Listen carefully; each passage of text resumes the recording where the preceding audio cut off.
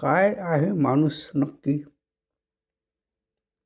कशाची अपेक्षा असते माणसाला? पैशाची? प्रतिष्ठेची?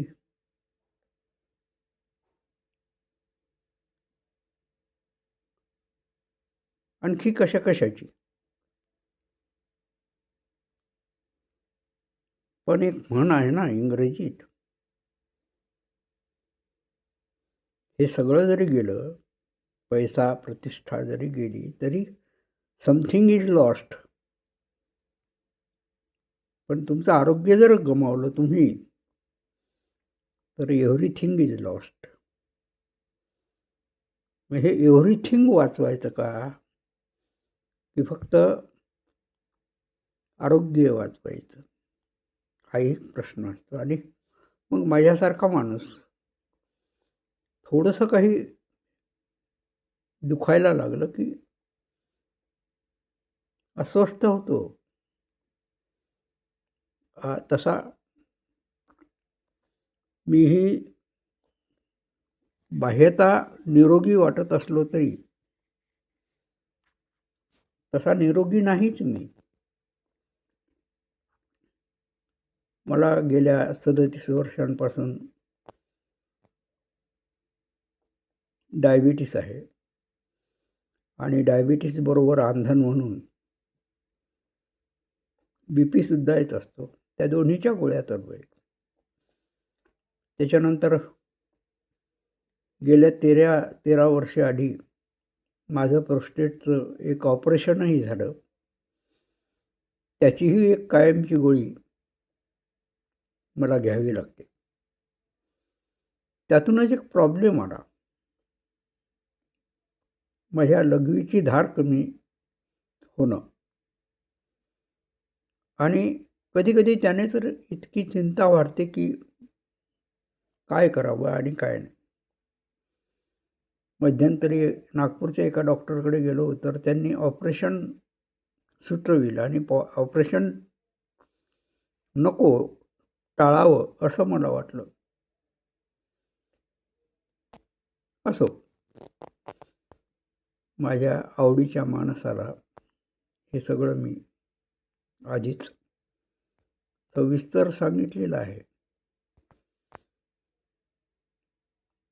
खरं म्हणजे सांगावं कोणाला.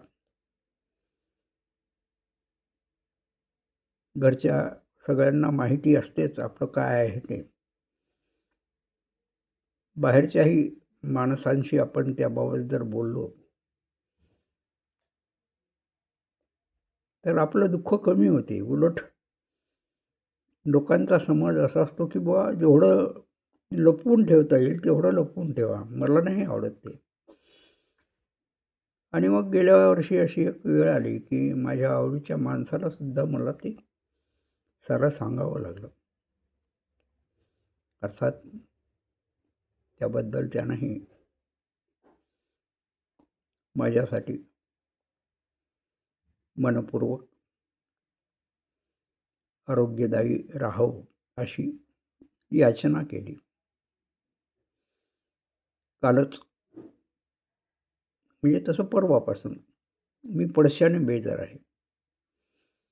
आता पडश्याचा मला धाक वाटू लागला तो यासाठी की मागच्या महिन्यात मला असंच पडसं मी अमरावतीला असताना मुलाकडे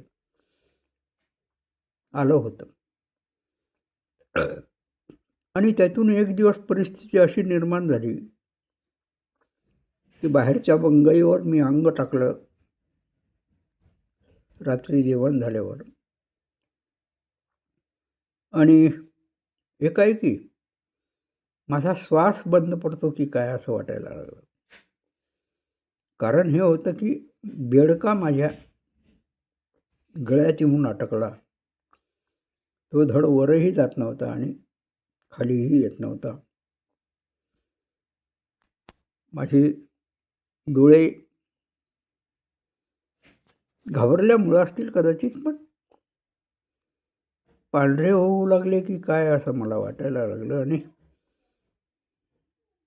खरं म्हणजे मी अशाच पद्धतीनं माझा लहाना भाऊ मरण पावल्याचं पाहिलं होतं. त्याला कॅन्सर होता. पण एखाद्याचा मृत्यू इतक्या जवळून मी पहिल्यांदा पाहिला. बेडका अटकला, त्याचा श्वास बंद झाला आणि क्षणात सारं संपलं. त्यामुळे मला जास्त धाक वाटत होता. सुदैवानं माझी बायको, मुलगा, सूनबाई घरात होते. मी त्यांना खुणेनं बोलावलं. त्यांनी मला उभं केलं. तेव्हा थोडंसं बरं वाटलं. अर्थात असं नेहमीच होते असं काही नाही, पण एखाद्या रोगाची कशी भीती असू शकते हे यातून कळते. मागच्या वेळी मी माझ्या आवडीच्या माणसाच्या घरी गेलो तेव्हा माझा आवडीचं माणूस एवढा सशक्त वाटते. वयच काय असेल, 35-36.